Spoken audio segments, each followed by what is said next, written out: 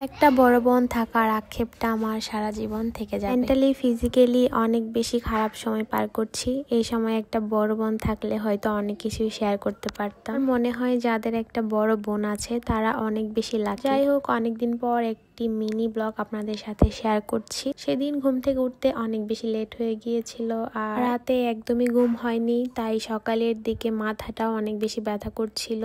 তাই ভাবলাম এক কাপ চা বানাই, কিন্তু দেখি বাসায় কোনো পাউডার মিল্ক নেই।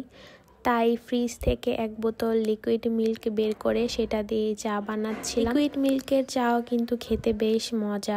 আমার কাছে ডিপ্লোমার পাউডার মিল্ক দিয়ে চা খেতেই বেশি ভালো লাগে। দেন চা বানানো শেষে বাকি দুধটুকু আমি আলাদা একটা পাতিলে ঢেলে নিলাম আম্মুর জন্য। আম্মুর জন্য বলতে আমি আসলে শুধু মিল্ক খেতে পারি না। যে কোনো ডেজার্ট আইটেম অথবা চা খেলে আমার সেটার সাথে দুধ খাওয়া হয়। হোক, কথা বলতে বলতে আমার চা বানানো শেষ। চায়ের কালারটা দেখে বোঝা যাচ্ছে যে চাটা অনেক বেশি মজা হবে। আর সাথে বাসায় এনার্জি বিস্কিট ছিল, সেটাই নিয়েছিলাম।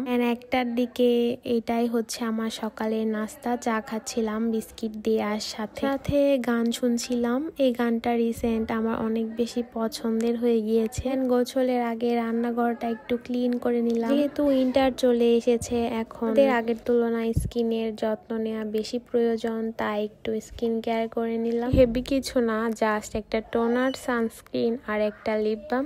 দেন বিকালের দিকে একটু আম্মুর সাথে বাইরে গিয়েছিলাম প্রয়োজনীয় জিনিস কিনতে।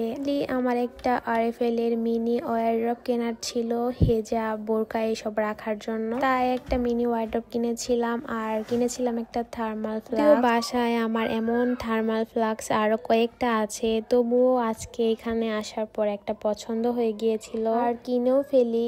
দেন আম্মুর সাথে একটু সবজি বাজারে যে কিছু সবজি কিনে বাসায় চলে আসি। দিকে মনটা খারাপ থাকলেও বিকালের দিকে একটু বাইরে বের হয়ে শপিং করে আম্মুর সাথে একটু ঘোরাঘুরি করার পর মনটা অনেক বেশি ভালো হয়ে গিয়েছিল। যাই হোক, আজকে এই পর্যন্তই। দেখা হবে অন্য কোনো ভিডিওতে। ততক্ষণ ভালো থাকবেন, সুস্থ থাকবেন আর আমার জন্য দোয়া করবেন।